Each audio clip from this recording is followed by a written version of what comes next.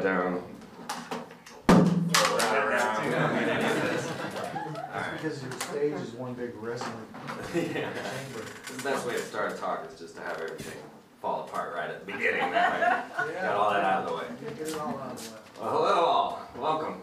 Yeah, as Harlan was saying, I think this might be my 6th or 7th presentation here at the bookstore.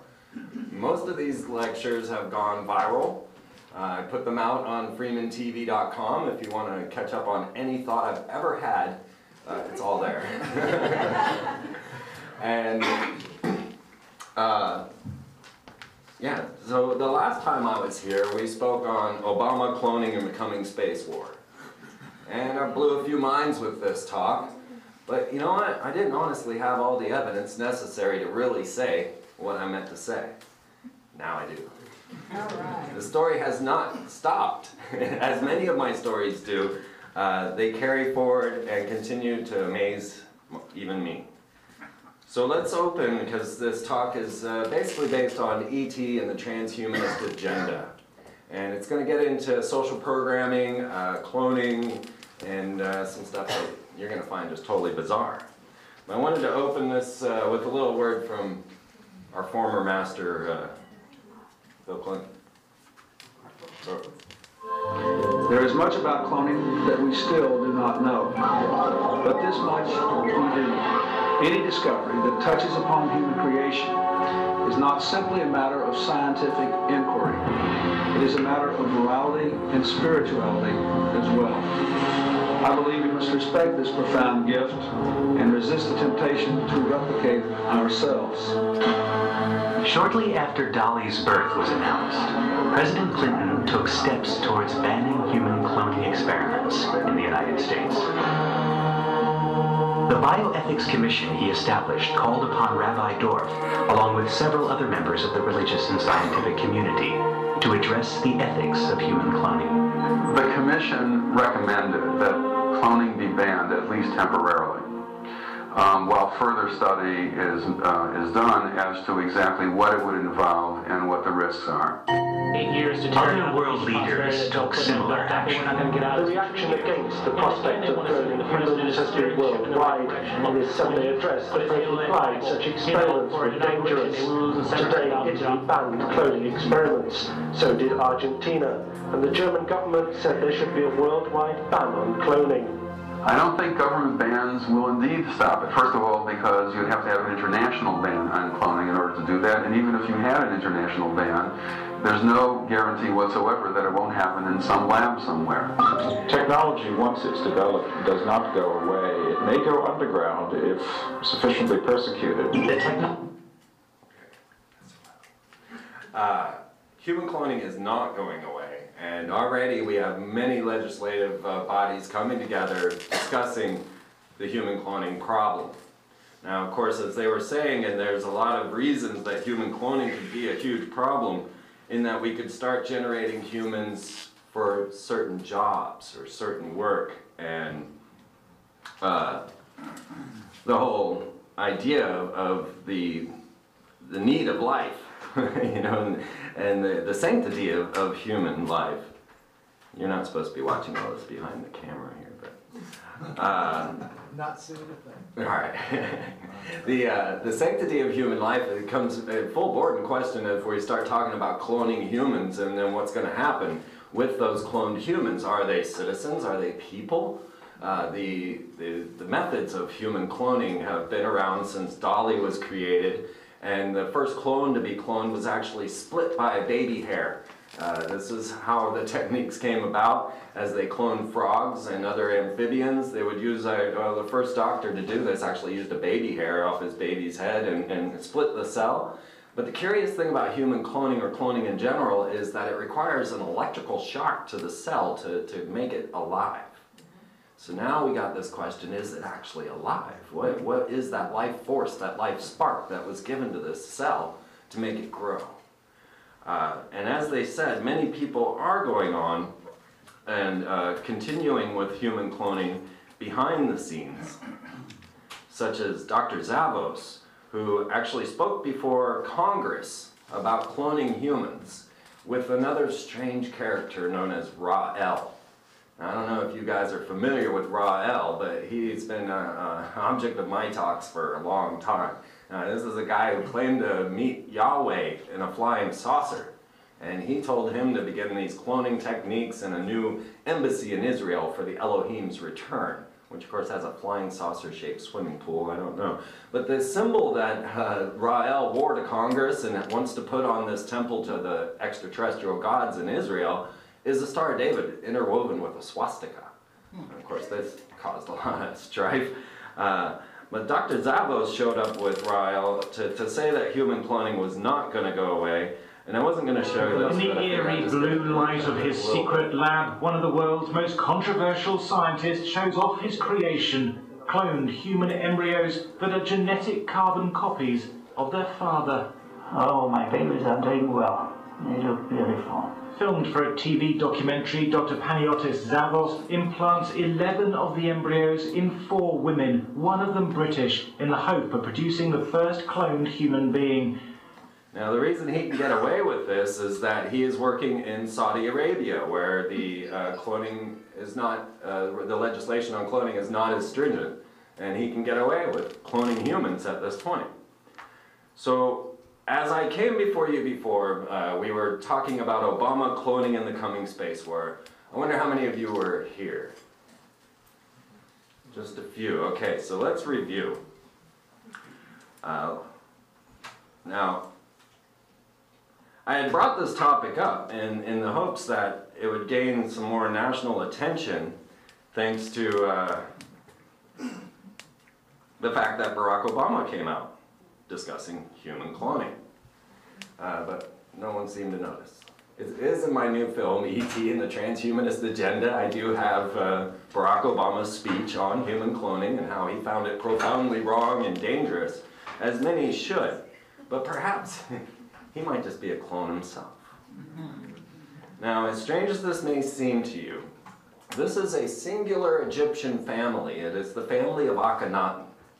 This is Akhenaten who turned Egypt on its head, took the capital of Egypt, put it in Thebes, took it from Thebes and moved it to his own capital in Amarna. Got rid of the many gods and brought the first monotheistic religion, named the worship of the Aten. And so he was known as the renegade Pharaoh because he was then placed, he turned Egypt on its head. But now the Freemasonic orders, the secret societies, revere this man. They call him the first individual. They call him the first Democrat. And it's because Akhenaten seemed to be a very real pharaoh, one that showed himself, depicted himself with his family, with everyone else, and brought about the most realistic artwork Egypt had ever known. But he was pretty much overshadowed by his mother, which was Queen T. And she had ruled since being 4 years old, actually, and through a couple of pharaohs, her husband, and then the child of Akhenaten, finally followed by King Tut. She basically had all the power. The pharaohs themselves were too young. Queen T ran the show. Akhenaten produced 2 children with Nefertiti, his wife.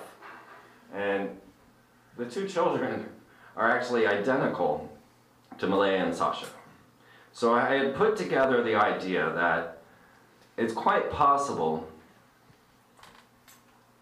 I keep trying to use the scroll button, it's quite possible that these people actually are clones of these ancient pharaohs. And unfortunately, I'm changing the list. Jumping back, going back. So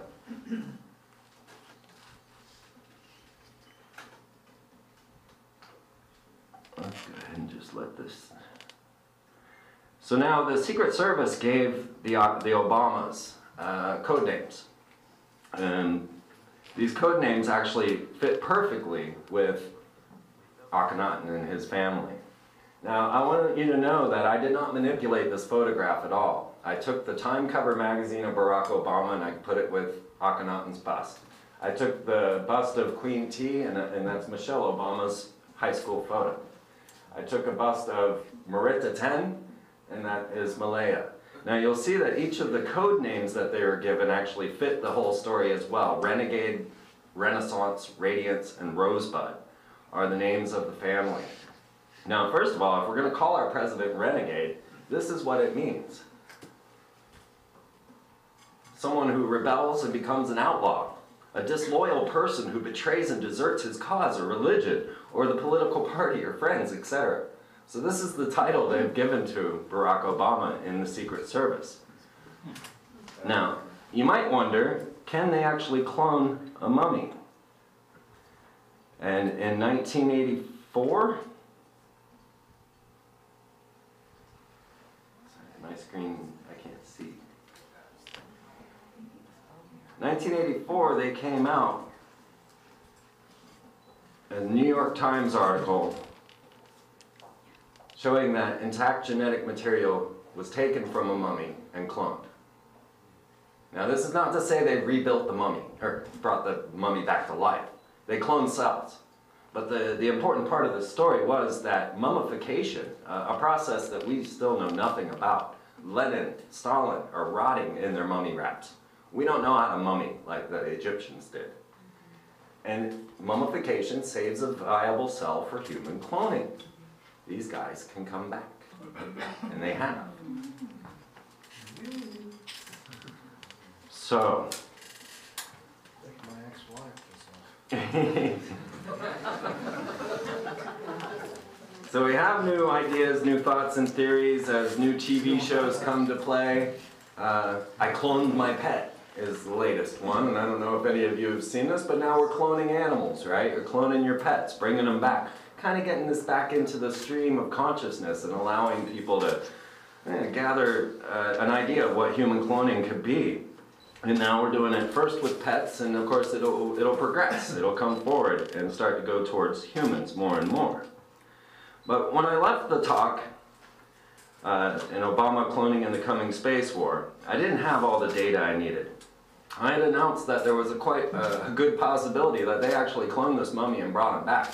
The Freemasons revere this man, like I was saying. Our leaders revere Akhenaten like no other. If you were to dig up The Secret Destiny of America by Manly P. Hall, who's a 33rd degree Freemason and one of their greatest speakers and authors, you'll find The Secret Destiny of America, Chapter 2, is Akhenaten, the man born 2,000 years too early, right?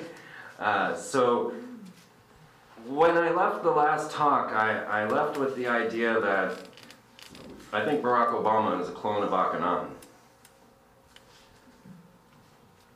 This man, Zahi Hawass.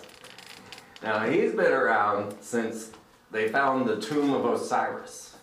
I don't know if you guys remember that. Back in the 90s, they found the tomb of Osiris. Now, Osiris is the lead god of the Egyptians, a god of death and resurrection. And this man's announcing that he found Osiris's tomb. Later, he was involved with the capping of the Great Pyramid with gold, which was canceled. But he was involved in the whole Y2K celebration, which I cover in my first film, The Freeman Perspective. But Zahi kept other secrets from us, secrets that I only recently found out. Well, secrets that they've only now released. Because Zahi had actually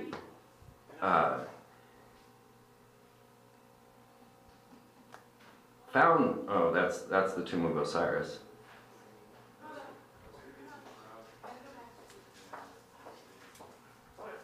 I'm sorry I don't have these in the best way that I could, but just bear with me.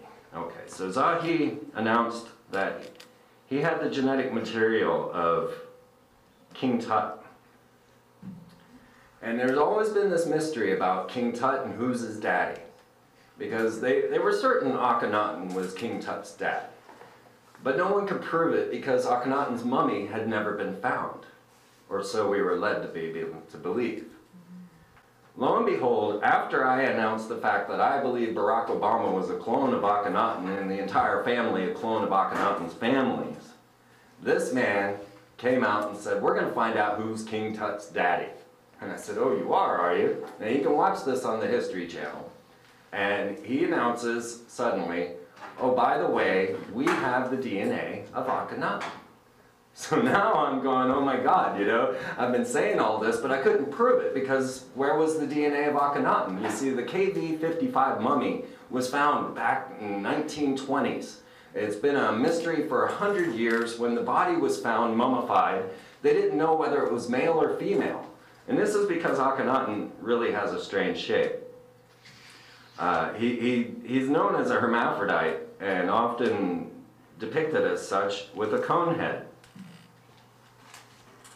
So he was shown, and some try to say that he has Marfan syndrome or anything that they could do to come up with an understanding of why he has such a feminine body, and then, you know, of course, being a male.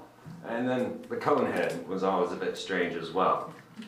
So when the mummy of Akhenaten was found, it was disputed right away because one doctor said, well, you found a woman, and another doctor said, no, it's a man. And for 100 years plus, they have debated over whether the KV-55 mummy was Akhenaten. Now in this tomb, they also found the elder lady and the younger lady, and these turned out to be Queen T and Merita 10. And so now I find that they actually have the DNA of all of the people of the first family, right? So Zahi Hawass comes forward and says, well, yeah, we do actually have the DNA of Akhenaten. I know archaeologists and anthropologists have been debating about this for over 100 years, but we couldn't tell you we had this DNA. It was a national security secret. You can look it up. I have it linked in on Freeman TV. Check it out for yourself. Zahi Hawass said that Akhenaten's DNA was a national security secret. Why? Well, you know, to say Obama was a clone and then now have the actual DNA there to say that they could have done so, that they're announcing they do have the DNA, but of course, you know, Akhenaten had a cone head. They couldn't exactly have a cone head show back up, and I don't think people would have taken that so well. And so people started asking me, well, Freeman, you know, all right, you got the DNA. Zahi Hawass himself built a multi-million-dollar DNA lab in the basement of the Cairo Museum, and then was consequently fired. He has recently been fired for taking sexual favors and bribes for archaeological digs, so he's out of the picture, thank God. But he left this DNA lab. He left the DNA of Akhenaten, and he was still in power when this was going on. So they say, all right, Freeman, you know, we've got the DNA, we've got all the potentials, we have the ability to clone a mummy, we've got the ability to clone a human, but if they brought Akhenaten back, why doesn't he have a cone head? Well, maybe he did. Maybe he did. Next thing I know, people are talking about Obama's head scars. Big ol' X running across the cone of his head, as if something was removed. Now they're talking about maybe brain surgery, maybe he's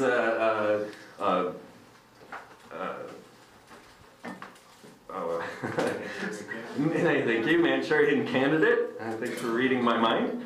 And, you know, maybe they implanted something in his head. But of course, my study has been consistent, my information constant, and every time I try to come to an example, and next thing I know, there it is. And so now we've got the DNA, we've got the DNA lab, we've got the ability to clone humans, and we've got a president who looks just like Akhenaten. And then I announced that Akhenaten would, of course, have to deal with a coming space war. So when I left the talk, you know, we discussed a lot about the messianic character that is Obama. We talked about how his name, actually, Barack Obama, is Hebrew for lightning from heaven. So you can go look this up in your own concordance. Go check it out on freemantv.com if you want. I have it backed up there. Barack Obama, in the native tongue of Jesus, would be lightning from heaven. Now, if you don't know, the Bible describes Satan. It says, and Satan fell like lightning from heaven.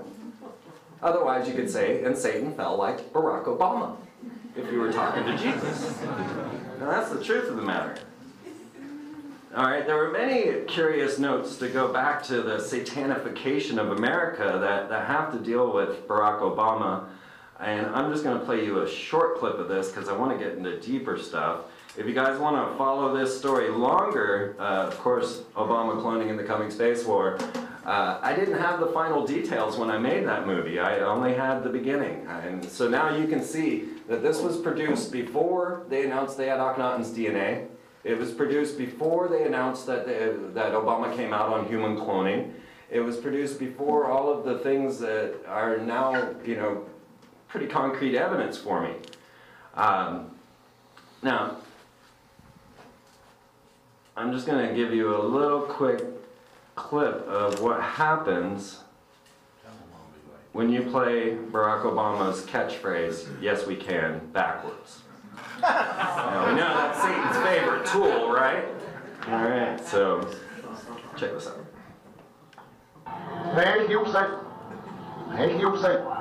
Okay.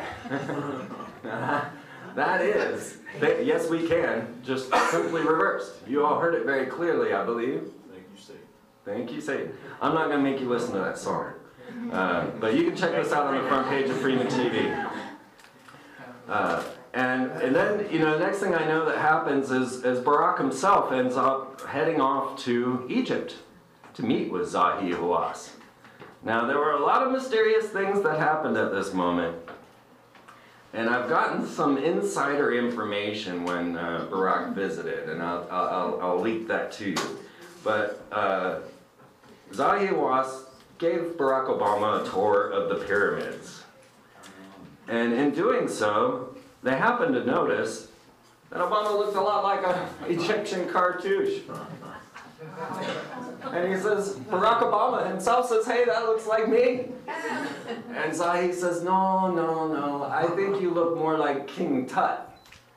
Now, Jack Blood, he asked me about this on the air one time, saying, well, what do you think about them comparing Obama to King Tut? And of course, because I believe he's actually Akhenaten, I said, well, I think they're trying to discredit me and lead everybody towards King Tut, because no one knows of Akhenaten, but everybody knows of King Tut. So they've made depictions of Obama as King Tut and everything. I'm like, nah, they're screwing the story there. The true story is that he's King Tut's daddy. And there might be some other clones out there as well, and we're going to get to them. Actually, Zahi met with Beyonce at one point, and we'll talk about her faked pregnancy and the potential of her having a clone, and maybe even being a clone. And of course, Zahi said, well, she's a very stupid person. Now, Zahi is a very strict and rigid Egyptologist. He wants to stand firm that there are no ancient civilizations, that slaves built the Great Pyramids, and that even though it's physically impossible to do, we're talking about 2 million stones of a weight that are superior to what we have cranes today. We couldn't lift some of the blocks that built the Great Pyramids in the 21st century. But Zahi wants you to believe that there were no ancient civilizations, that this was just slave work, slave labor, and you know, maybe they built a ramp, right? I don't know if you guys have seen the numerous methods they've said that they used. Well, Zahi, he has an interesting beginning, because he actually came out of a strange group based on Edgar Cayce. Edgar Cayce, of course, is famous for being this psychic, for being able to picture people's illnesses through psychic means.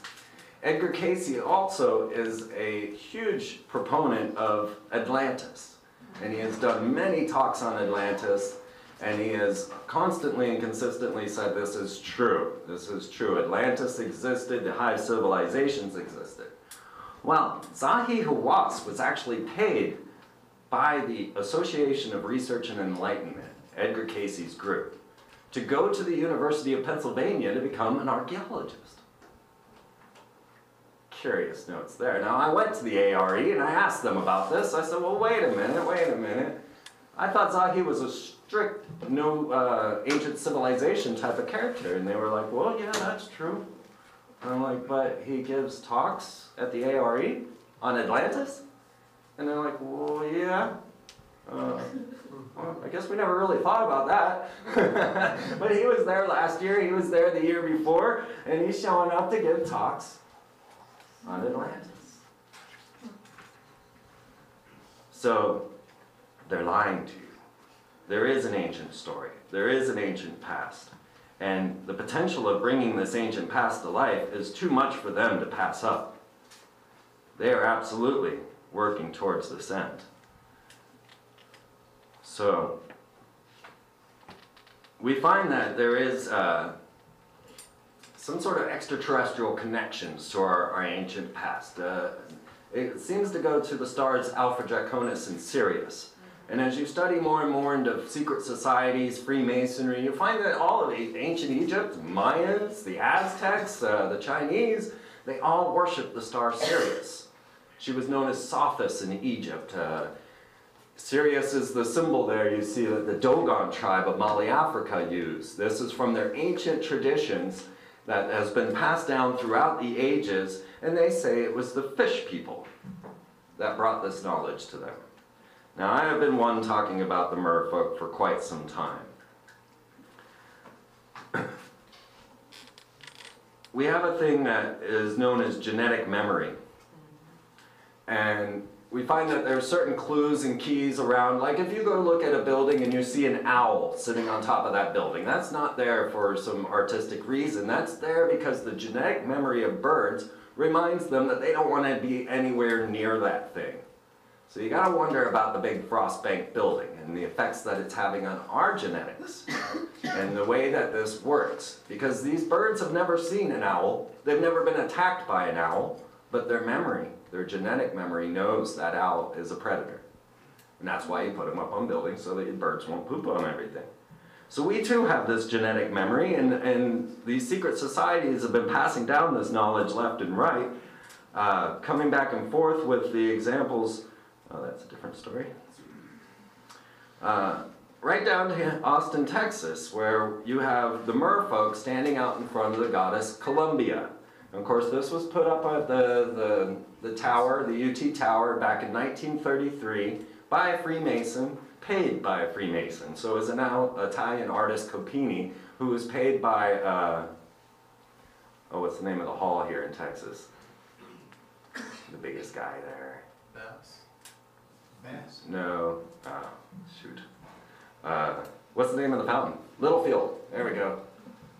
He is the one who painted, or paid to have this statue put out there, which you'll find the merfolk sitting there out in front, and you'll find the goddess Columbia, who is actually Venus.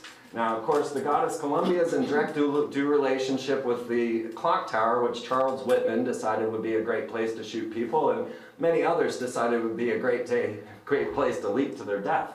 And of course, they die right behind George Washington, who was also a lead Freemason. Of course, the goddess in the Starbucks logo is the Skyla, and those are her feet that you see behind her head, not her hands. And this is how they used to explain sex with the fish people. Because the fish people, the merfolk, have been part of our story, part of the Atlantean story, and part of everything. But it also comes into our genetic memory. And so these men use these type of symbols to constantly encode us and to use it to trigger us in our genetic memories. But could it have an extraterrestrial source? Now, this goes back, the goddess is often related to the star Sirius, and comes back through Freemasonry and all of their strange garbs and their unusual ways. Let's skip it. So our ancient past, once again, I gotta apologize for not having these in order.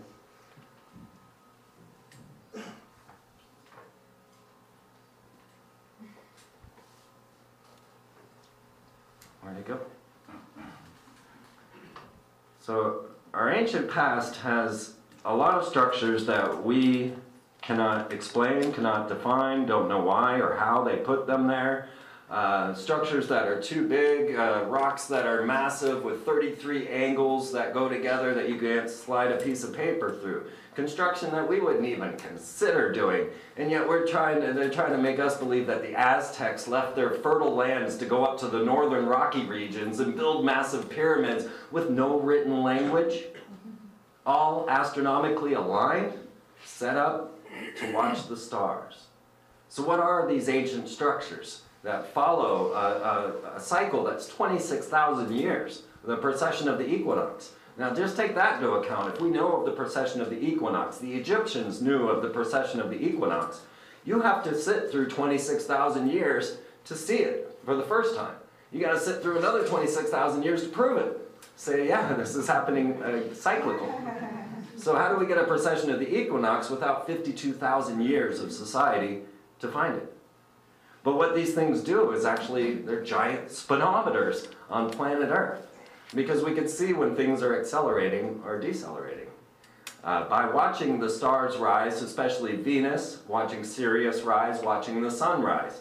And they would have certain markers in each of these structures. Now you've got Chaco Canyon of the Native Americans, you've got the pyramids of Peru, you've got the pyramids of Egypt, you've got Babylon. The list goes on and on of the ancient structures that follow the sun and follow the precession of the equinox to time, ancient time. We've got monoliths that they used in the temple of Baalbek, Lebanon. That's a person. Okay? That's 1,500 tons. We couldn't even think about moving that thing in the 21st century. But there it is, from ancient Baalbek. So there is a lot of structure, and a lot of evidence to say that there was high technology in our ancient past. And now they are watching massive time. The beings that have been depicted now through exopolitics, through that's extraterrestrial politics, is a new science coming forth. They've labeled them the Alpha Draconins and the Syrians. And so one is known as the dragon, or the Draco, and the other as the merfolk, or the fish people.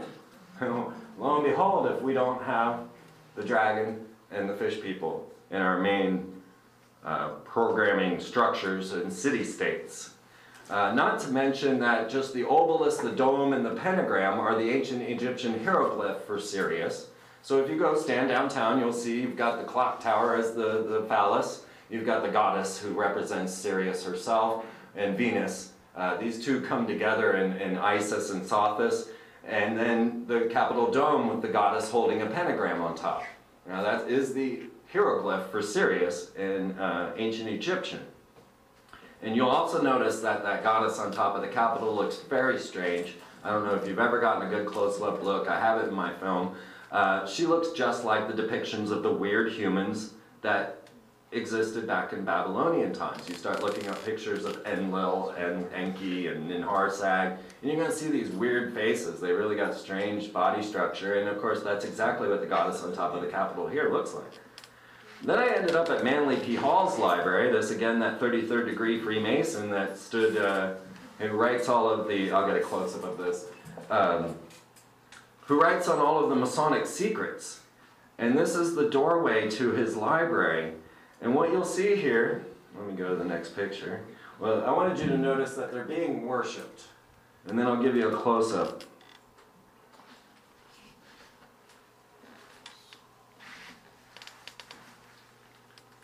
These are the doors of Manly P. Hall's library. You'll quickly notice, and one is a reptile. He has reptilian slits in his eyes.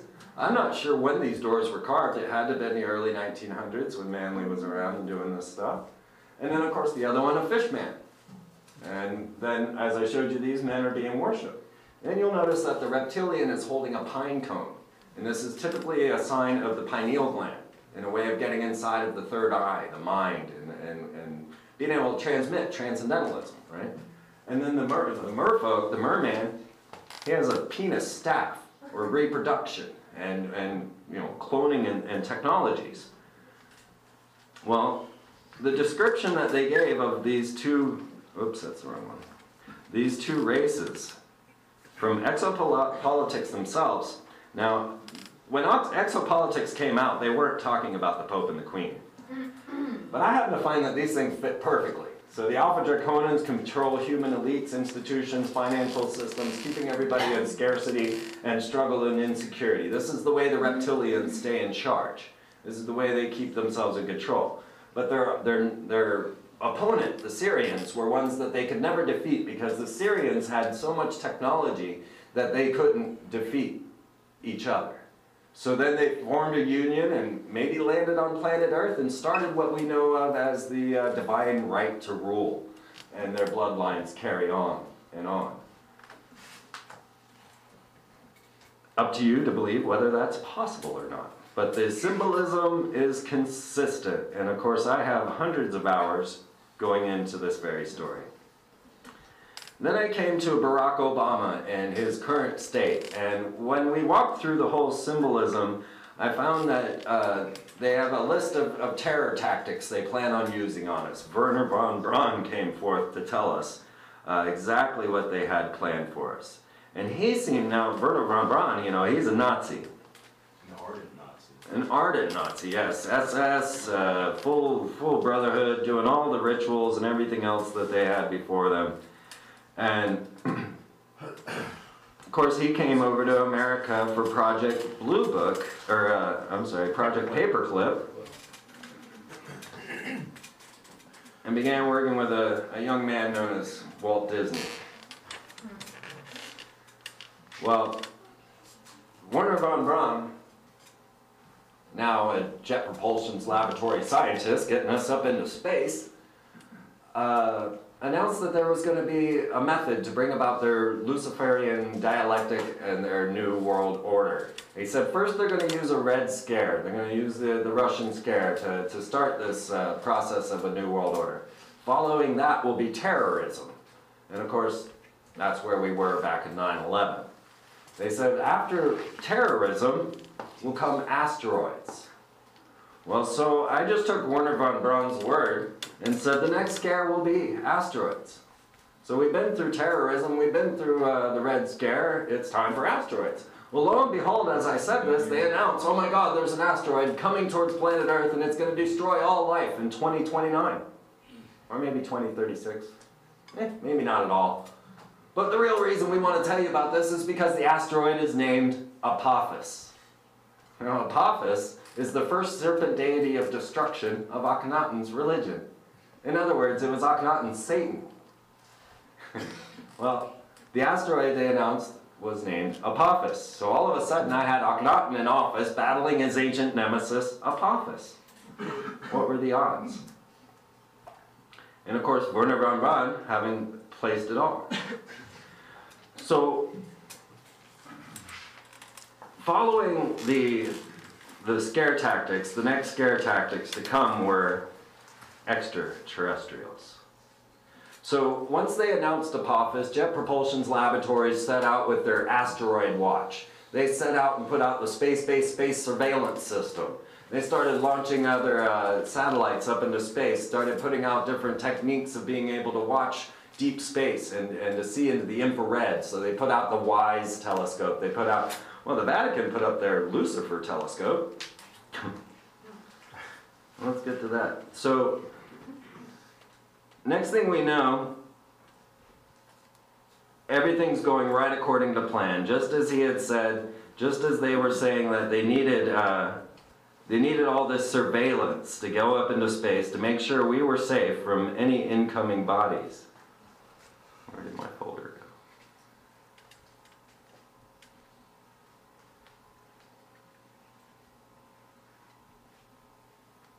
Oh, that's weird. I think I lost my folder of space news. Oh,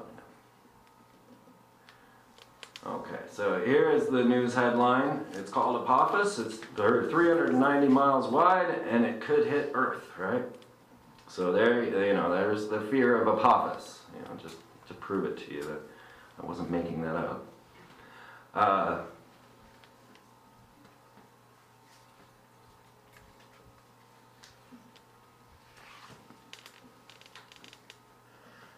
And the Vatican launches their Lucifer telescope.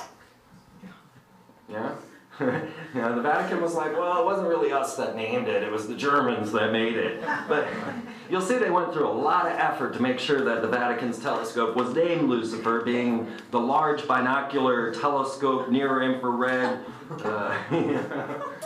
near-infrared utility with camera and integral field unit for extragalactic research. Yeah, we had to stretch a little bit to get that thing titled Lucifer, right? What the heck?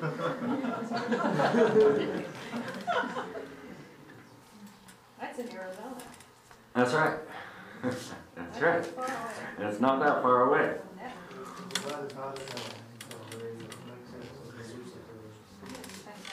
Well, so then they started to seek the anti-universe. It wasn't enough to have space in our way. We had to start to see the other universe, the other side of things. And this involves CERN. Now, CERN's corporate logo is 666 with a hyperdimensional portal. CERN is a very interesting company that we're going to talk more about. But they launched out the alpha magnetic spectrometer, which went up to the International Space Station and is stationed there now to see the anti-universe, to see the dark matter, to see the other side. Because something has triggered them to start needing to get more into the infrared, to start seeing deeper into the other worlds. And at the same time, they've decided that they might want to see inside of closer worlds. So right at this moment, we have the Grail satellite system, which is mapping the surface of the moon and also the inside of the moon. If you guys remember the bombing of the moon, anybody? All right, yeah, they bombed the moon. Now this was ridiculous because one, it cost $79 million to crash the lacrosse rocket into the moon, and it had already been done. The Japanese had sent up their Cayuga satellite and crashed it into the moon to see what would happen. India sent up their Chandrayaan-1 and determined that there was all kinds of water on the moon. This was months before we ever launched NASA's lacrosse mission to bomb the moon. And it was my personal belief that the bombing of the moon was actually to strike it like a gong so that it would ring, so that then they could use computer tomography to be able to see inside of the moon. So much like in Jurassic Park, when they pound the ground and they can see the bones of the dinosaur underground, you pound the moon and they can use HAARP, a high-frequency active auroral research program, or any of these ionospheric heaters, actually can then see inside of the moon, and they found it was hollow, at least 70%. Then they went to Mars's moon because, well, Buzz Aldrin, he wanted you to know that there was a monolith on the moon of Mars. And he wanted to make sure you knew this, so they put him on the Worldwide Wrestling Federation, talking about the monolith on Mars. They put him on 30 Rock, talking about the monolith on Mars. He was on Dancing with the Stars with Pamela Anderson, talking about the monolith on Mars. Start to embed the idea of alien cultures into our world. Now, Buzz says it was either aliens or gods that put it there. I'm not sure which. But so they sent up another system up there. It's called the Marsis, and this kind of goes to Mars and Isis. And these are the two fighting gods that really, if you want to get deeper into the story, you got to get to Velikovsky and Worlds in Collision.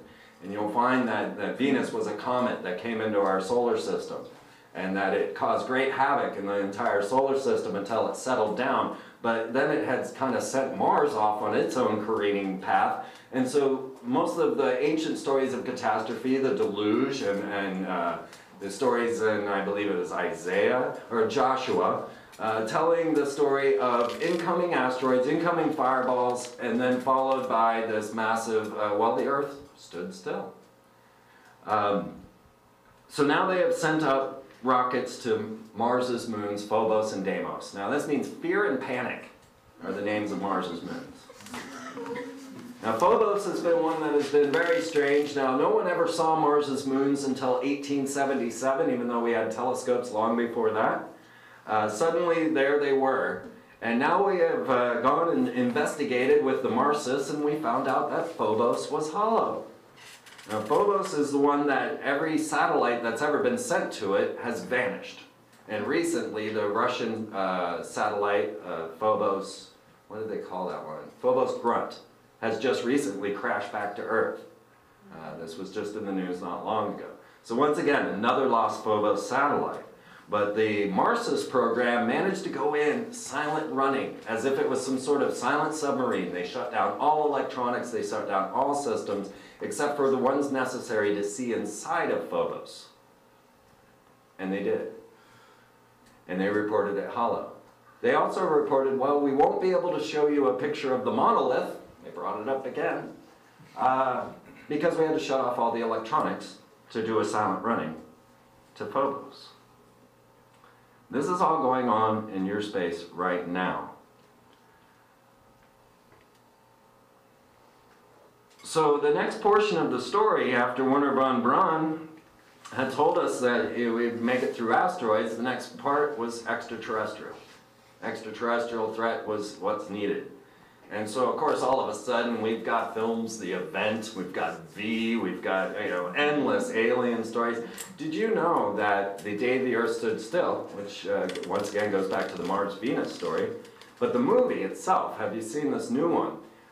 It pretty much depicts humanity as a lost cause, and that any aliens that wanted to come visit should probably just wipe us all out. Right? If you watch the movie, that's pretty much the moral of the story. Well, they decided this would be a really good movie to send to Ursa Major. So it was simulcast. While people were watching in the theater, they had simulcast The Day the Earth Stood Still to Ursa Major. Or, I'm sorry, Alpha Centauri. That's right, they sent the Doritos commercial to Ursa Major. with the device iScat. Now, you guys might remember iScat because it was right below this. Alright, iScat is another antenna array, much like the HARP system, which many people have heard about. I did make the first documentary on HARP, by the way. Ever. But this was a big story here at Brave New Books, thanks to Lucas, and a really large story on my website as well, because I have been covering this thing for quite some time. Before it happened, I was discussing these clouds and their spirals. Okay, so this wasn't the first one to happen. How many of you are familiar with the Norway spiral, or is this new news? Okay, yeah, many people saw Lucas's production. The Norway spiral was fairly easily explained, and what had happened is in America, we launched what was known as the Cloud of Care. And CARE stood for the Charged Aerosol Release Experiment. And what they did was launch a rocket up into the upper atmosphere, about 177 miles up, which is just about the exact height of the International Space Station. And they released an aluminum oxide cloud, which then burst out and looked like some hole had opened in the galaxy, and then it sucked itself up and vanished, right? And I covered the launch live on my website and from my radio show on the Free Zone. And then the news broadcast about the Cloud of Care, but they didn't know what it was. They said, we've checked with all authorities. No one knows what this thing is. And yet I covered it live on my show. I think that the news probably could have figured it out. But instead of telling you that it was an aluminum oxide cloud launched up to test noctilucent clouds, they said, we think it's aliens. And I got that news clip in the film, so you can see it for yourself. Well, the noctilucent cloud with the aluminum oxide cloud that they sent out is made of sapphire. And so the very first scientist to have a look at the Norway spiral will say, well, it's obviously aluminum oxide because you can see the blue of the sapphires emitting from it.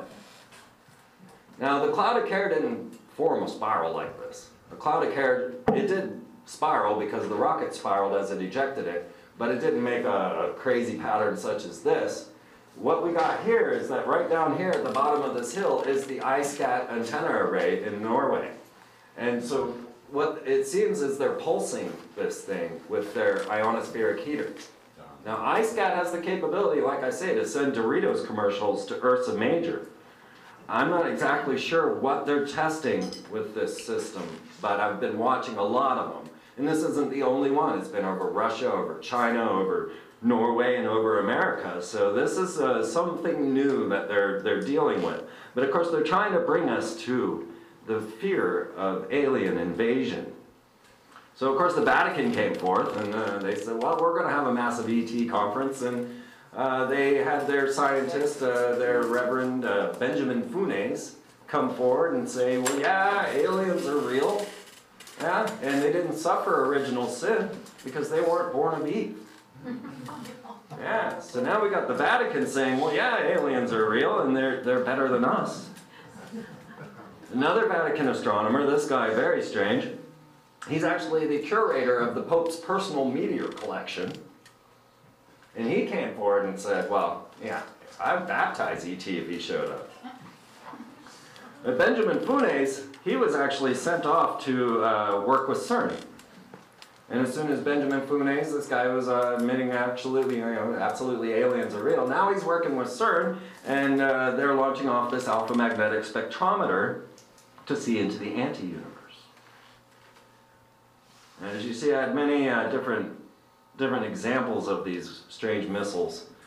And then NASA got involved, and they got a Rothschild to be their alien ambassador. Yeah, imagine that. Lynn DeForester Rothschild, or Lynn Forrester de Rothschild, is now the NASA alien ambassador. And they weren't the only ones. It was also brought forth by the Royal Society, had a massive meeting on it. The UN announced their alien ambassador, who was Moslin Othman. And she categorically denies being the ambassador to aliens, but that was the point she was given. So, Moslin Othman. So all of a sudden we had the Royal Society, we had the Vatican, we had the UN, we had America, NASA, all coming together and getting together their alien ambassadors, ready to take on what's to come.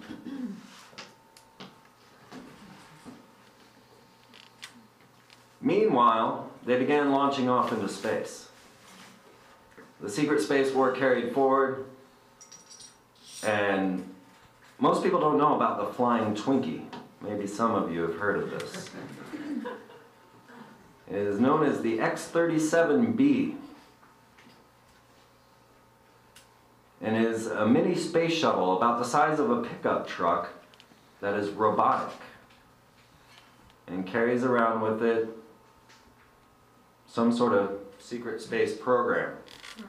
So the X-37B, NASA and Boeing's accomplishment at a secret space program, is now orbiting us right now. It has all kinds of crazy antenna arrays. It is a military vehicle. It is not at all a private space program like SpaceX or anything. It is military. Along with that, they launched the HTV-2, the hypersonic technology vehicle, which they lost 3 times, but after not losing it, they actually found out that it can make it across the ocean in about 15 minutes.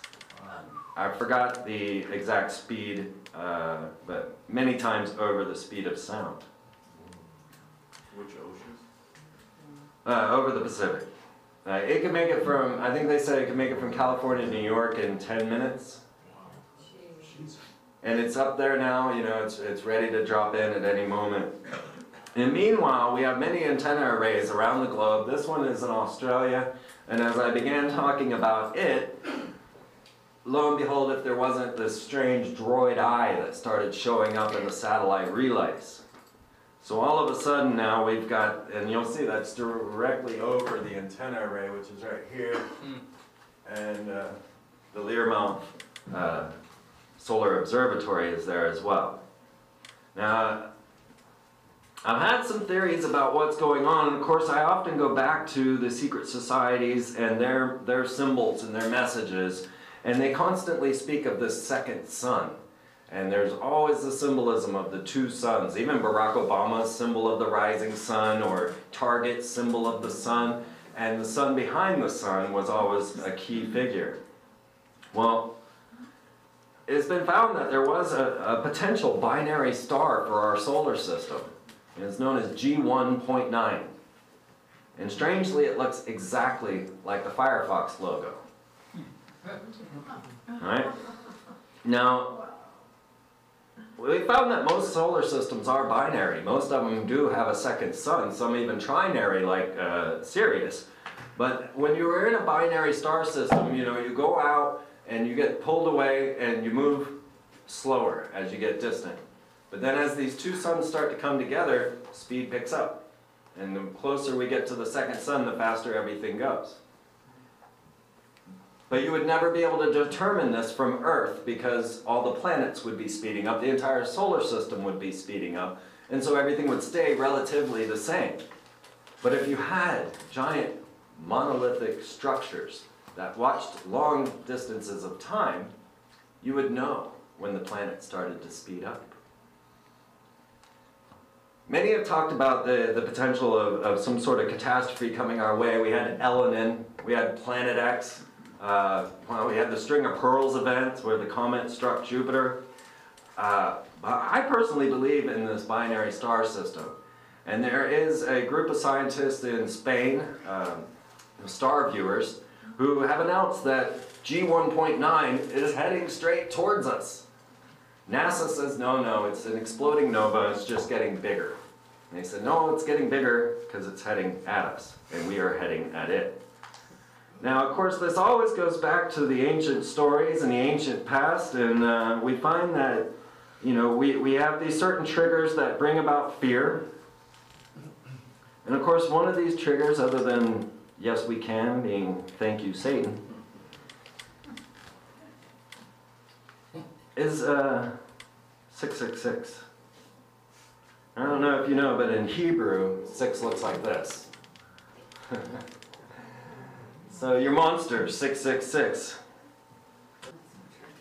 So 666 is one of these things that's coded in as a trigger, you know, to make us worry that it's the number of the beast. And what is it? What is 666? Well, in English, the word F-O-X, or fox, actually transliterates into 666 because F is the 6th letter, O is the 15th letter, and X is the 24th letter. So, you know, 1 and 5, 2 and 4, 666. So fox.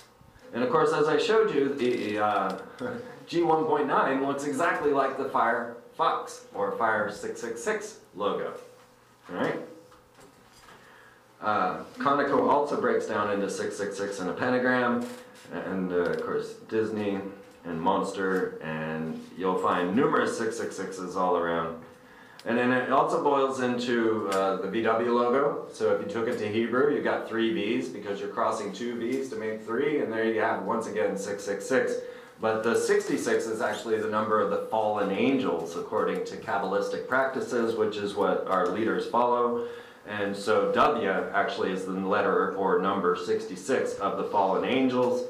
And this is why in Star Wars they say execute order 66 and they kill all the Jedi. And then you'll also notice in your new story of Fringe, as they go to the other dimension in Fringe, they're all got FF on their logos, which again goes back to this fallen angel scenario. Okay, so let's move right ahead. If you want to get deeper and deeper into that story, which I could go on and on about it, you have to pick up the DVDs. I got it all. Or just go to freemantv.com. Everything's free there if you want. So now we've got the whole story where we're looking at this situation. They're trying to program society. They've been through the different scare tactics. We've had the different, the Red Scare, the terrorists, the asteroids, and now we're up to aliens.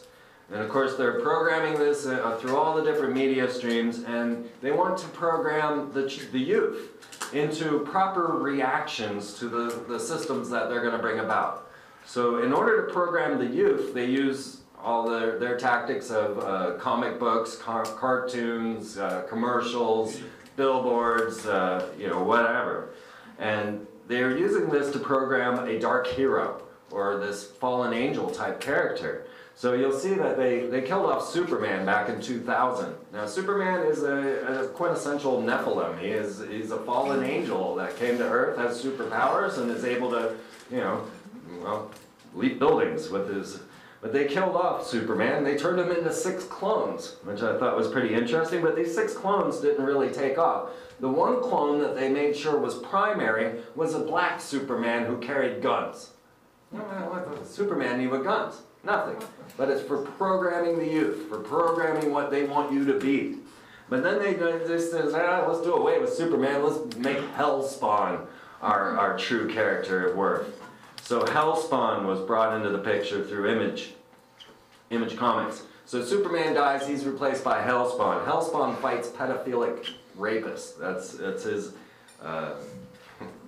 You're giving these comics to children, you know? Batman, he also died in 2000. He had his back broken by Bane, and he was replaced by a character known as Azrael. Well, Azrael just happens to be the fallen angel that taught warfare and wearing high heels and makeup to the people in the book of Enoch.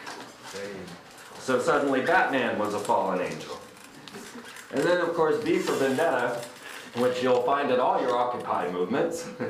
If you haven't seen it, go to our YouTube channel. I've been to every Occupy movement there is. I'll tell you all about that as soon as we're done. But of course everybody dressing up in the V for Vendetta mask, which is very curious because the character that he's portraying is Guy Fawkes. And Guy Fawkes was the original Fall Guy, the guy who took all the blame for the gunpowder plot, even though he wasn't guilty. But that's where we get the term Fall Guy, and now a Kabbalist magician who practices secret rituals of magic behind locked doors has gotten everyone to wear this face for protests. This is how Hollywood works. So one step further, and Disney takes over for Marvel. So now you know where your programming is coming from. Because, you know, I showed you Werner von Braun with Disney. And Disney has control over most of our propaganda. Now, Werner von Braun and Walt Disney put together what they called Project X, otherwise known as the Experimental Prototype Civilization of Tomorrow, or EPCOT. And what they did is they put you through this whole system, which is actually produced by military-industrial corporations. My dad worked for Martin Marietta, building nuclear missiles, and Martin Marietta has a ride inside of EPCOT. You can put the list together. Siemens takes care of that big ball they've got in there. And I thought I had a picture of the... and Siemens, of course, is the very corporate logo that you will see on Auschwitz. So when you go into Walt Disney World, you give them your credit card, you go in, and then they say, well, you'd be a whole lot safer if you just gave us your fingerprint. So then they got your credit card, your fingerprint, but they don't have your picture yet until you get in that big ball from Siemens. And then they take your photograph and they ask you, well, what's your favorite vacation? And they take your little face and they put it on a cartoon and you get to watch yourself on your favorite vacation, which of course is all programming. And then as you get off the ride, you come down, your face goes out of the ride and goes to your home state. And they are databasing everyone that goes through this park. Everybody's facial recognition, everybody's fingerprint. And if you want to, you can spend a little extra money and have your face planted in titanium out front, just so it'll be there for the end of the world. Okay, so Disney is a military-industrial complex.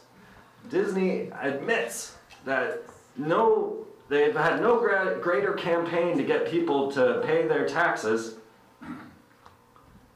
What is that doing? Than Donald Duck. Donald Duck did more to get people to pay their income taxes than any campaign the government ever tried. And it was so much so that Disney boasts, well, you know what? Joseph Goebbels, the propagandist of the Nazis, took Walt Disney's tactics to program their children. You go watch Disney on the front lines, and you see, they'll boast to you how the Nazis were just so admiring of Walt Disney's work that they decided to program their youth in the same way. That's not the other way around. Well, it's a small world after all. You know, and they are into eugenics. Yes, that is the eugenic programming right there. It's a small world after all. Okay, so now they start to get into a little more mind control programming.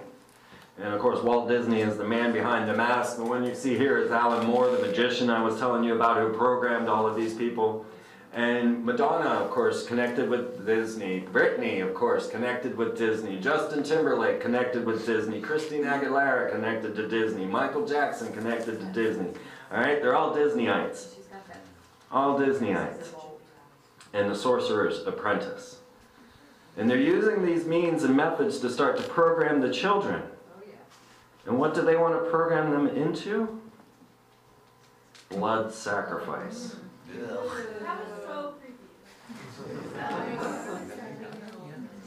Okay, this is the VMA Awards. She did this on American Idol as well, you know, nice child time programming. She promotes herself as a Luciferian character with burning angels on stage. And once again, this being at a Video Music Awards, not, you know, video where it's just, this is live and in front of children.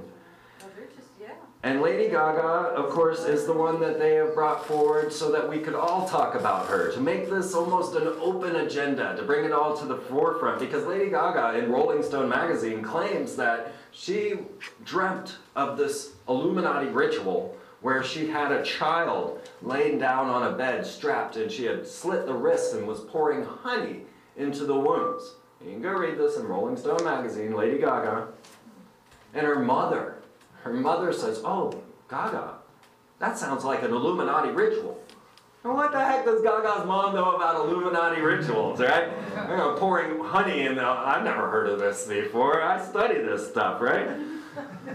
What? So she's bringing it all forward. Her latest news, of course, is that she was in a London hotel with a bunch of Scottish Rite Freemasons. This just came out. Of course, it happened, I think, in November, but the press is just now coming up with it.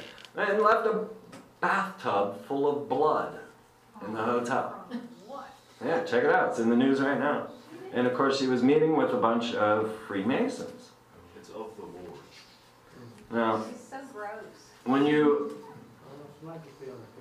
This also goes back to the Scarlet Woman of the Ordo Templi Orientis, which is more of a sexual occult order based loosely on Freemasonry. It's kind of another sect of Freemason, a pendant body of Freemasonry, the Ordo Templi Orientis, OTO, and they worship the Scarlet Woman, who is supposed to be the herald of revelations. And so, you know, there you see her as the Scarlet Woman, and of course the bloody sacrifice. Now the Freemasons, they will come out and they put on these rituals inside of locked doors, and I've been to more Mason temples than Masons, and I can tell you all about what I've seen.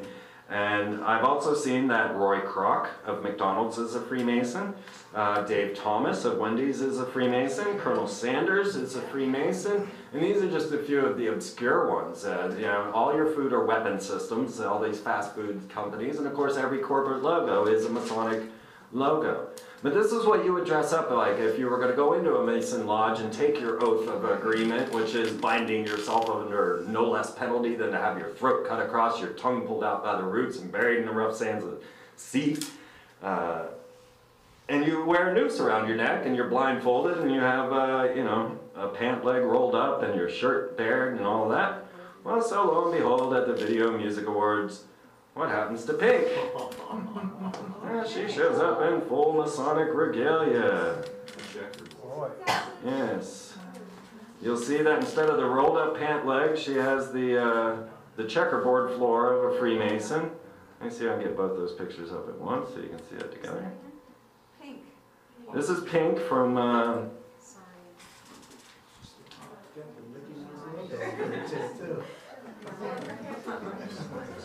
So what dirt do you have on Taylor Swift? Taylor Swift.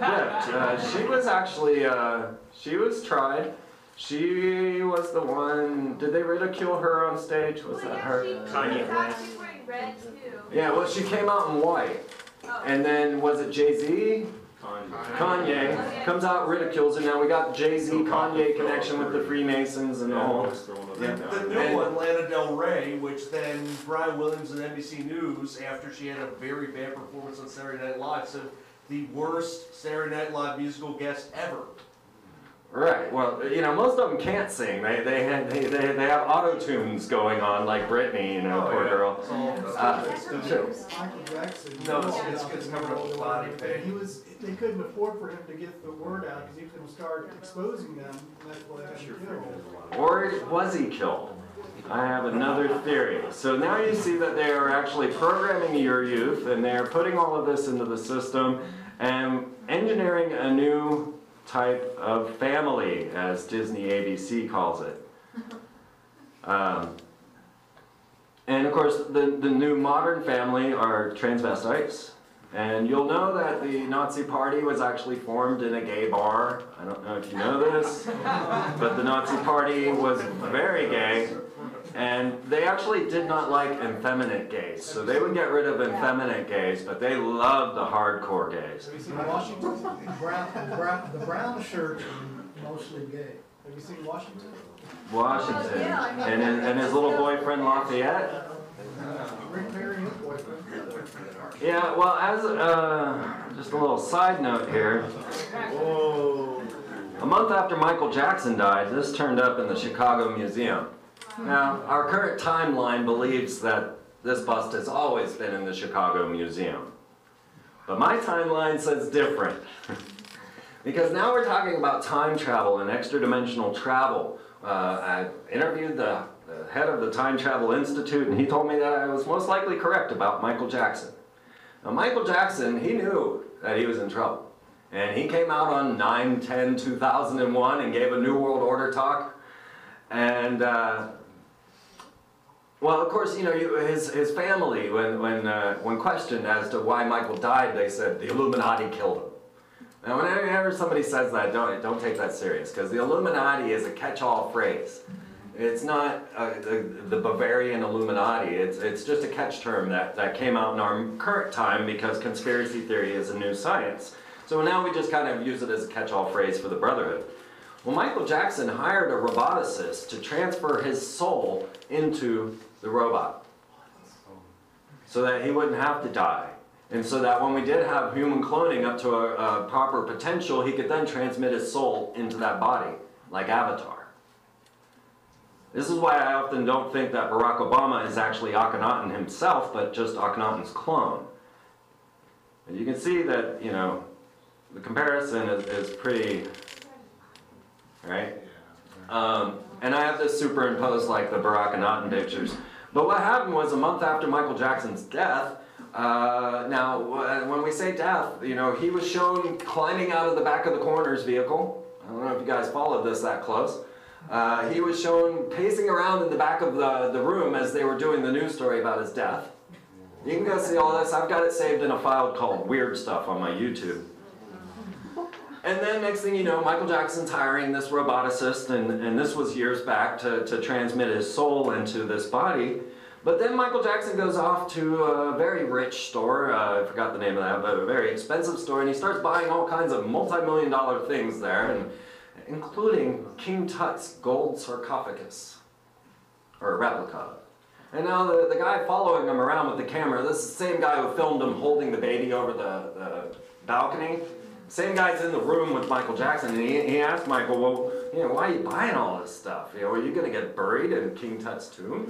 And he said, no, this is for my other mansion. This is for my other mansion, which was never disclosed where this other mansion was. But if you start to take this story and you start to follow it quite a bit, as I was telling you about iScott being able to send Doritos commercials to Ursa Major or mind transfer technologies, we are just now becoming capable.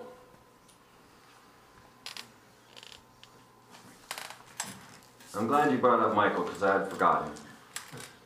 You can't forget about mine. Yeah. I personally believe that he is sitting back. What about Elvis? Oh. I got a whole other story about Elvis, but you'll have to talk to Paul Lafley about that one. We're just biological robots. So. Well, the thing of it was, I don't know if you guys have seen this, but the entire SG-1 characters are actually the Obama administration, and this was put out to you by the, yeah, and this was produced by the United States Space Force. Check the credits. Check the credits. All right, and what's this character? Apophis. Right? So now Obama's Akhenaten and Apophis. What the heck?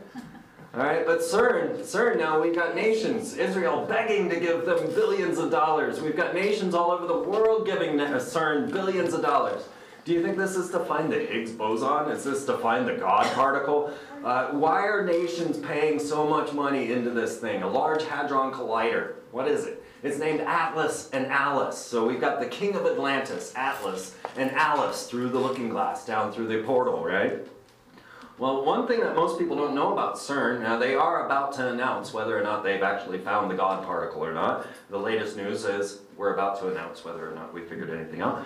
But they have another contraption attached to CERN that many people don't know about or even discuss or anything, but it's the LHC grid. And the LHC grid is a massive 200,000 interlocked computers that have all their own direct fiber optic lines, and it is the most massive computation device ever been created on planet Earth. Now the LHC grid has been moving in its computations, and it moved from petabytes to exabytes. Now, of course, none of us know what the heck that is, but an exabyte is 1 quintillion bytes. So you thought you had something with a gigabyte, right? No. An exabyte is 1 quintillion. Quintillion. How do you say that? Quintillion? I mean, it's like, oh my God. How could the United States stop building their own super collider? Well, because of ants, right? No, there was the RIC, and the RIC, the Relativistic Heavy Ionic Collider, which collided gold particles and folded space-time, which they still haven't figured out, right? So that's another story. But yeah, we are absolutely working with time travel through the American studies, which is the Relativistic Heavy Ionic Collider. The Large Hadron Collider of CERN, actually, with its grid, pushing exabytes. Now, it would take 5 exabytes to store the entire written catalog of planet Earth. Every written word can be stored in 5 exabytes. All right, that's how massive this is. But what they found is they were doing what they call, there was a different group known as the Blue Brain Project, and they're the ones working on mind transfer technology. They found that they can transmit your soul, they put in quotes, into a computer. But this computer has to be capable of processing exabytes. Guess what? CERN is. So now if you compound this, you take it together and you say, okay, we've got the LHC grid capable of mind transfer technology. We have ionospheric heaters such as iSCAT that can shoot commercials to Doritos to Ursa Major. Then we could then take like Avatar, transmit our souls into this computer and shoot it off to the next star as long as you had something there waiting to receive it. So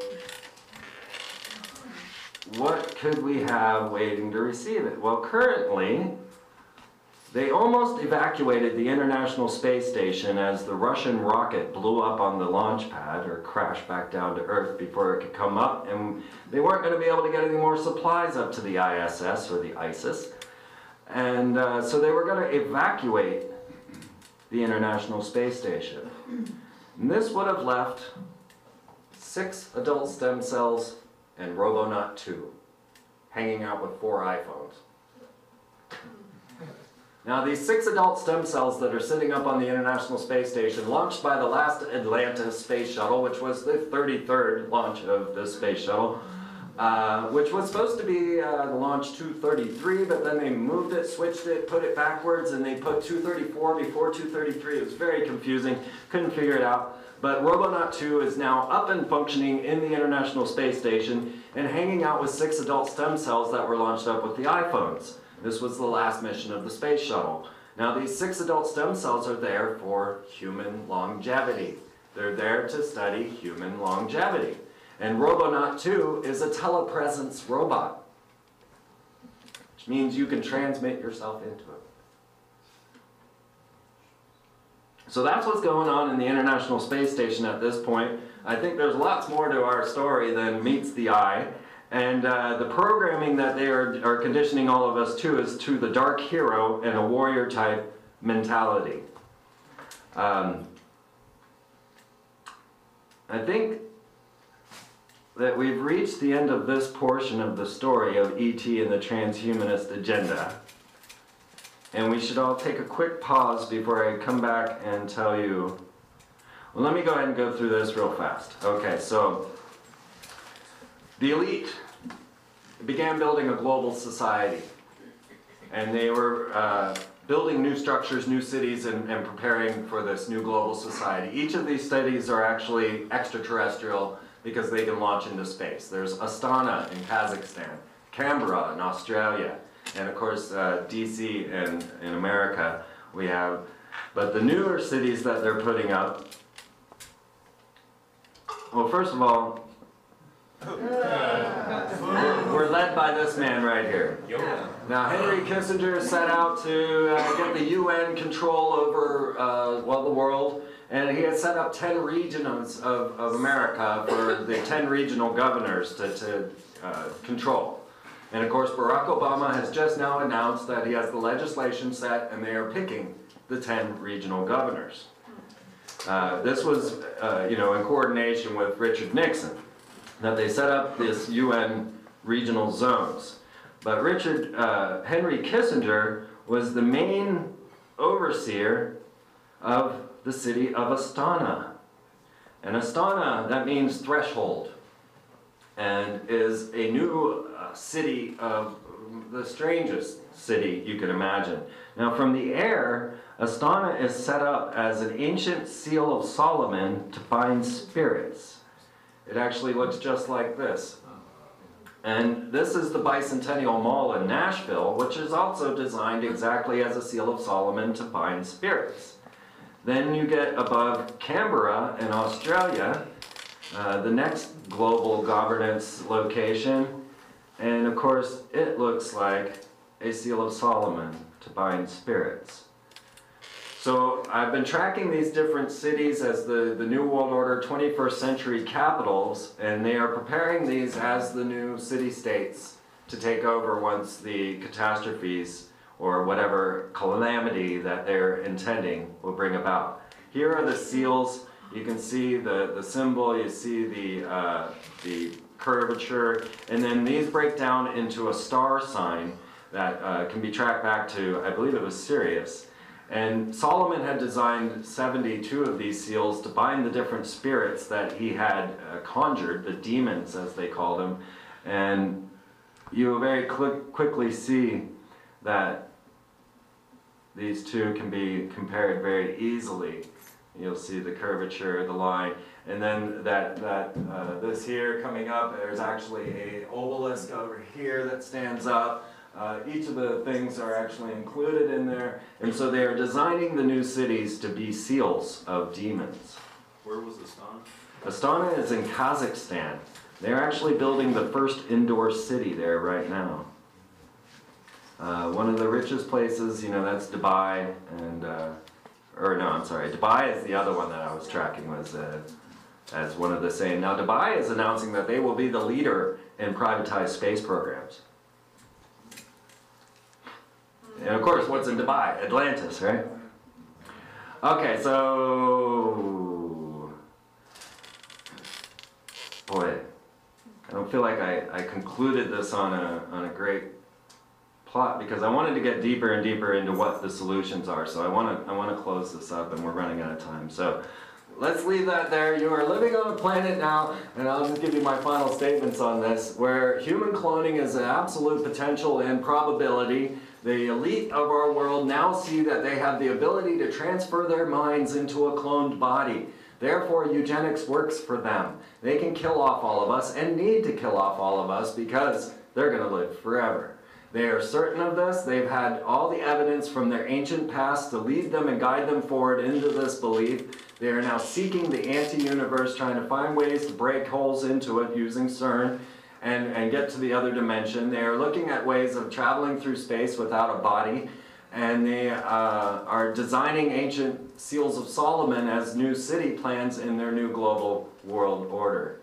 And all of it is going exactly according to plan, and this is only because we are all programmed and conditioned to respond in a particular manner. And so all of the television shows, the different methods that we have been given to fight these people are exactly the wrong answers. So going up against riot squads at with shields and whatnot is stupid, fruitless, and futile. I've been there, I've done it, I've been to the IMF WTO protests, 500,000 people gathered together to say they were against these organizations. What did the news say? Angry protesters fighting cops in the streets. And there was not a lick of violence in Washington, D.C. while I was there. But somehow the media found a story to show violence at this protest, even though there wasn't any. Unless, maybe somewhere off in a corner, somewhere, they found the violence.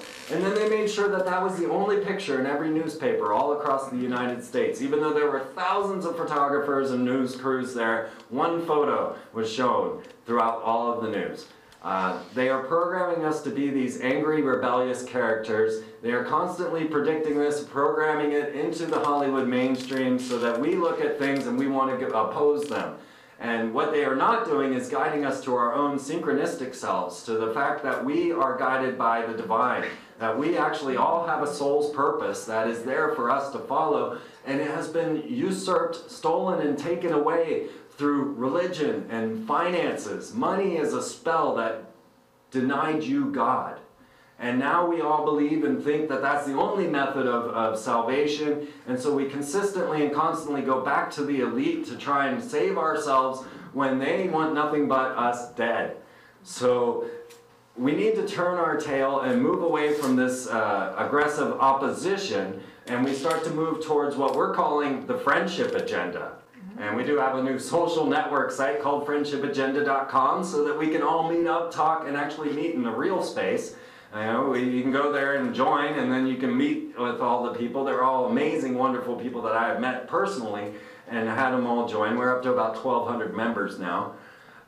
We decided that friendship was the only answer to this solution, that the bonds of friendship surpass all of the elite's programming, and that once you start to know your neighbor, once you start to grow gardens with them, once you start to have block parties on your street, they have no more power. Because suddenly you realize, wow, we're all human. We're all here together, and we actually love and are beautiful beings. But they consistently want you to believe that humans are nefarious, evil creatures that will do nothing but destroy their neighbor. We have to disprove that, and we have to prove it to the world and share that with the world. So now we have the mainstream media. We have the media means of promoting ourselves. We're now YouTube stars. I'm currently going to be in a movie with someone made famous through YouTube, a transvestite known as Chris Crocker. You might remember him from Leave Britney Alone. Well, he is now famous, all right? And he has the ear of the world. He's hanging out partying with Paris Hilton because he put up a YouTube clip. So we have power now. And they're going to try and take that. We all know that. SOPA and all of the other things trying to get rid of us, but they're not going to. And through this media stream, we can actually start to represent ourselves as the humans that we are. And I've begun this myself. I have the Mystery School Mobile Media Lab experiment. I'm driving around now in my big yellow school bus. Hopefully that will become more of a further bus along the way. I've seen what Ken Kesey and the Merry Pranksters did, and it was hardly anything. And they changed the world. I plan on doing a whole lot more. So we've got our big yellow school bus. We're heading off on the friendship agenda, and we're meeting up with Tesla scientists, permaculturists, and every city that we go to, unlike the Occupy movements, we are making an impact. We are planting gardens. We are making sure that the neighborhoods learn how to plant gardens, teaching them how to build worm farms, teaching them how to properly cater to these lost lands that need to be replenished with the proper nutrients to get the worm farms going, get the ormus going. And on top of this, we are meeting up with the Tesla scientists, and we are going to put together what we call the Type 1 Roadshow. And it's going to be this crazy display because somebody put me in charge. And I don't slack. I'm going to make this thing blow up. It's going to happen in Philadelphia in October for the first one, but then we're going to bring it to Austin, Texas. Because it's just as cool here. So after all the programming that we see, after everything that we see from them, trying to get you to engineer you into these bloodthirsty sacrificial lambs that are doing nothing but killing people in modern warfare, we've got to turn around to our friends, to our loved ones, to our true communion with the divine, and find ourselves once again, so that we can then display this to the rest of the world, because the rest of the world thinks we're Satan. And there's no doubt that because of Jersey Shore, because of all the different media programming that they're sending over there to say, look at these horrible humans in America, they're a bunch of Satanists and they don't care about anything, we've got to turn that puzzle around. And it's not going to be an easy thing to do, but if we can take over the mainstream, if we can then even just use YouTube, as I have done, I'm now in 2 movies, 2 Hollywood productions that'll come out this year. One was me at the zoo, which was all about Chris Crocker and his transvestite, holy moment, like Double Rainbow Guy, right? I mean, Double Rainbow Guy was huge. All you gotta do is cry at a rainbow, and this gets the attention. But people are feeling the human nature that Double Rainbow Guy gives, right? And they're like, oh man, I got goosebumps listening to this guy cry. I'm gonna make music out of this, and it exploded, right? So in the same way, we're trying to do this same thing, and I hope to get each and every one of you to start to promote goodness on the internet, goodness of humanity on YouTube. And this is our best ploy at this point. And Me at the Zoo actually came out, premiered in the Sundance Film Festival. And immediately when it premiered on the big screen, my website was hacked and taken down. Gone. And I had to rebuild it very fast because I wanted to catch those people that were coming. Because this was my slip-in, this was my way, because my whole website's telling you about trauma-based mind control and all of the programming triggers. Anna Nicole Brittany and Mind Control was one of my DVDs and talks here at Brave New Books. And they didn't want you to know this. That's my belief. It's conspiracy. I don't know. But I know my website was hacked and taken down the day that Me at the Zoo premiered. And it's been picked up by HBO, so now everybody's going to be seeing this. And they're going to come to this awakening. And then I have one other film, which was sponsored and paid for by Disney star Dan Fogler. You might remember him for such films as Balls of Fury, or maybe you saw Mars Needs Moms. Well, here we were talking with Dan Fogler. I'm in a movie with him called Don Peyote, and we start talking about Disney programming, and we're like, yeah, well, you know, Disney always kills the mother, right? And this is part of the sociological programming that they use. And he says, yeah, well, I'm in a movie called Mars Needs Moms. Because they killed all the moms, right? So it blew his mind. He's like, should I quit Disney? Should I quit? And I'm like, no, take Disney's money and make yourself a movie. So he did. And he made his 2012 breakout, Don Peyote, which is all about awakening to the New World Order, how much trouble this causes in relationships when one partner awakens and the other doesn't. And he does it in the most funny, hilarious Dan Fogler way. And so that'll be coming out in April. So these were my attempts to try and to get into the mainstream, to try and discuss and talk to the public. And this is what I hope all of you will do, is just get out there and get on the friendship agenda. Thank you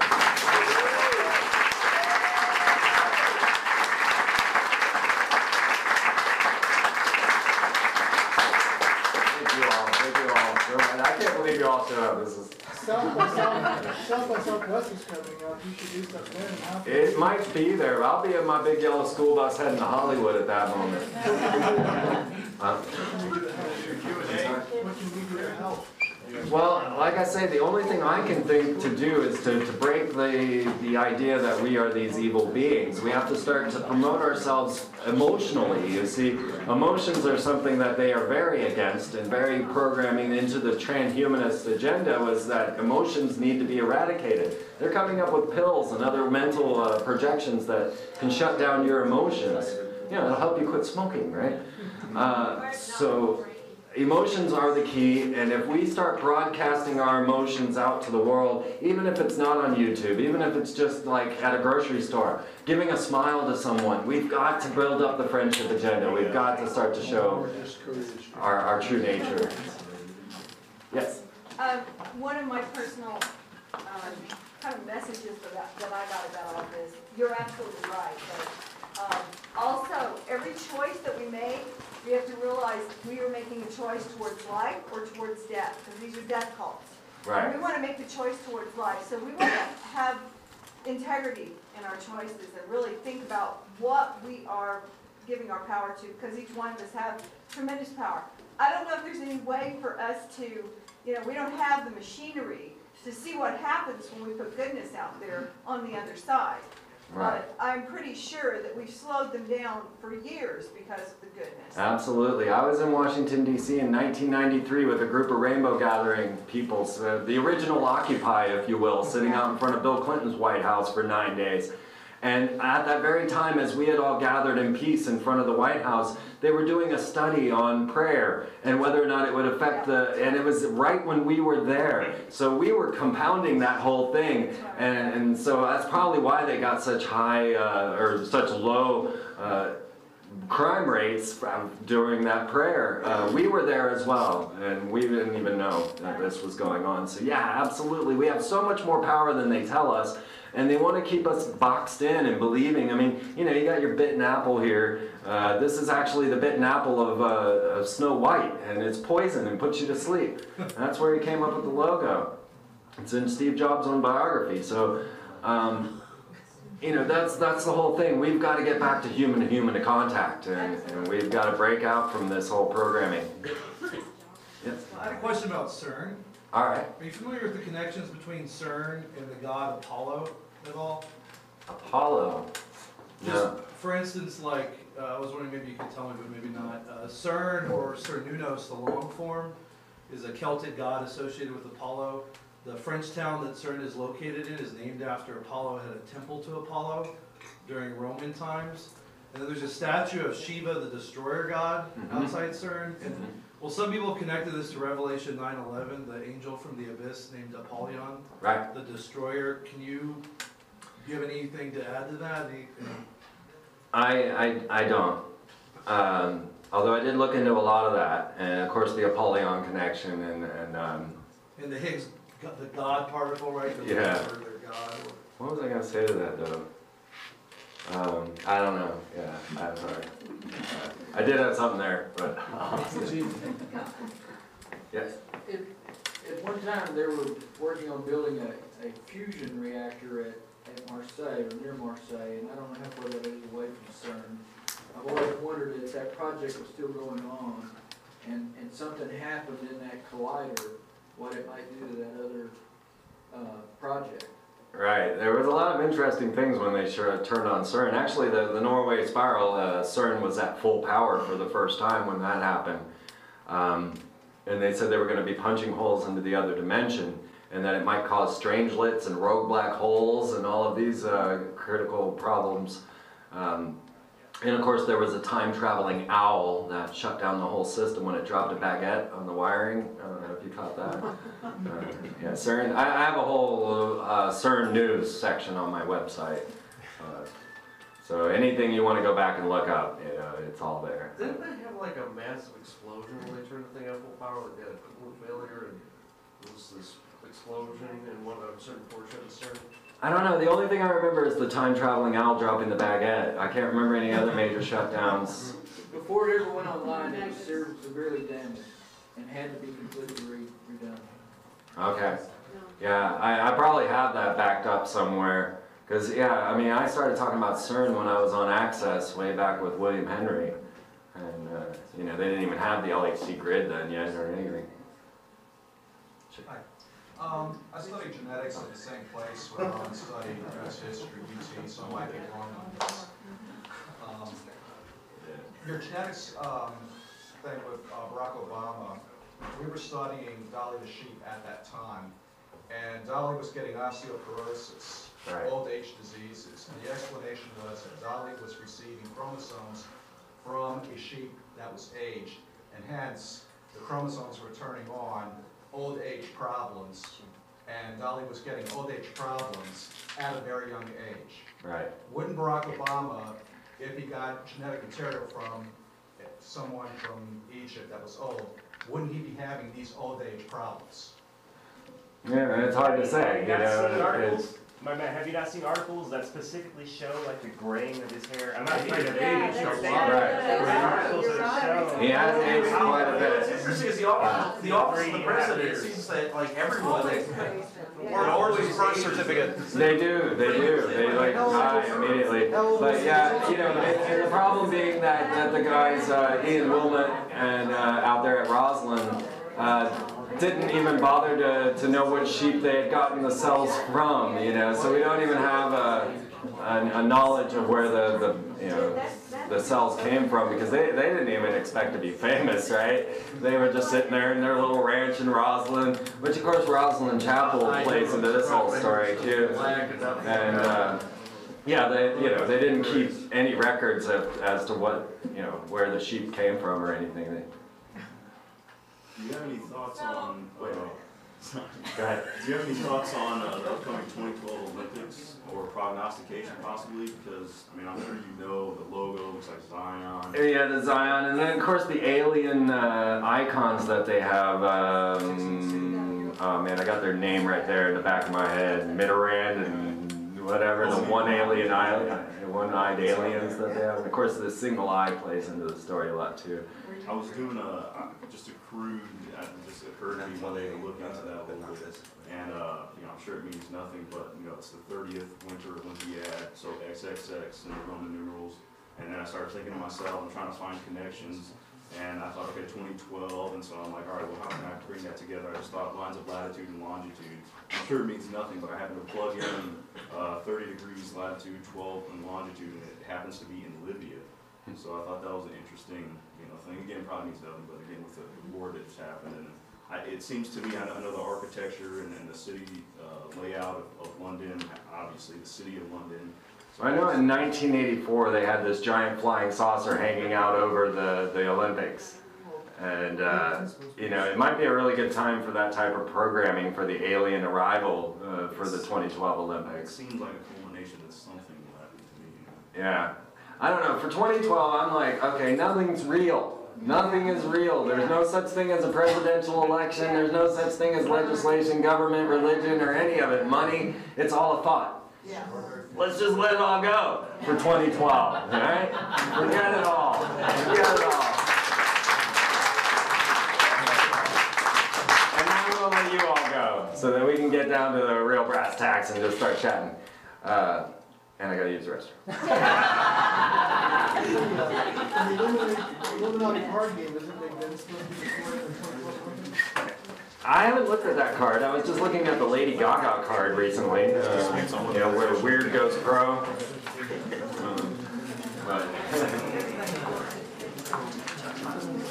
Thanks, Freeman. Good job.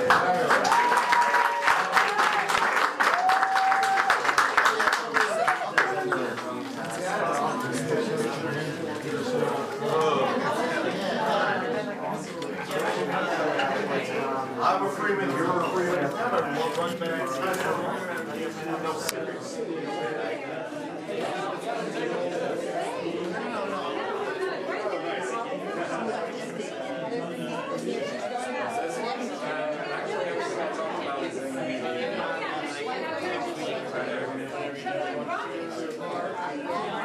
If anybody wants backup of all of this, if I spoke too fast or didn't get into things deep enough, E.T. and the Transhumanist Agenda is my new DVD. You can pick it up right there at the table. We need gas money for the bus, so it really help out. And if anybody wants an autographed copy of my artwork, kick me a few bucks for gas. But all the DVDs are over there. I'm actually offering all 6 for $100. They're $20 a piece, so you buy 5, get 1 free. And it's got everything I've said and more. So you're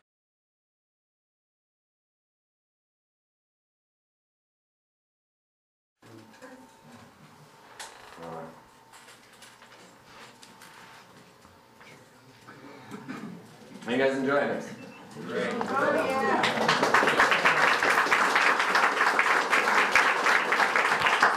I'm only minorly discombobulated, but live TV is so much easier, isn't it? I don't know how many of you guys know, I started way back when, Austin Access, Corey Cordes was there, and Jack Blood was around, and of course Alex Jones, and we were broadcasting a lot of crazy whack stuff out to the populace, and somehow this got picked up, and of course the internet.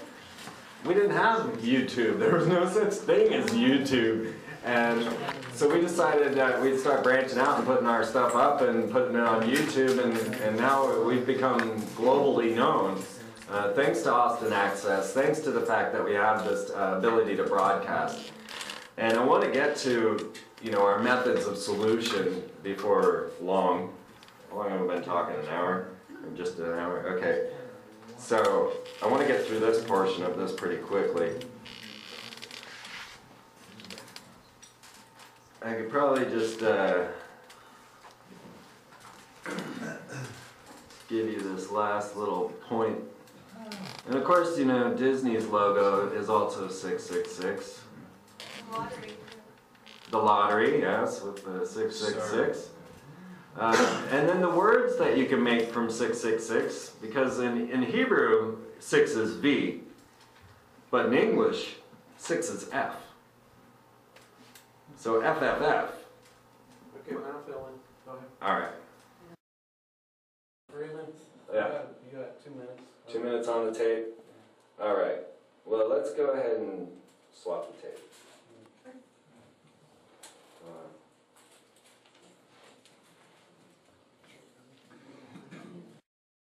My name's Harlan. I'm the owner of Arabian Books. I've been here for 5.5 years now.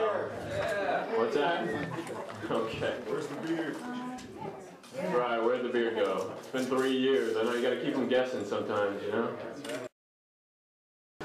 Well, I guess it was 5.5 years ago that we opened this place up, and there was a tall, skinny guy that came in probably 2 or 3 days after we opened, and we were all sitting around talking, and I noticed he was, somebody was talking about religious things, and I heard this gentleman say, well, we all know that Jesus was an alien, right?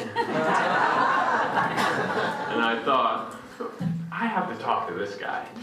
And lo and behold, it was Freeman who came in, introduced himself, and I think we did an event a couple weeks after the store opened.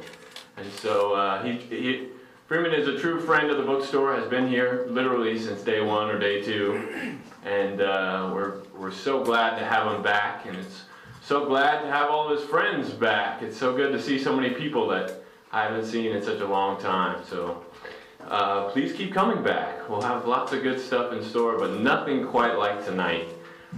Freeman is a renowned researcher and investigatory writer on many topics, including the occult and conspiracies in general.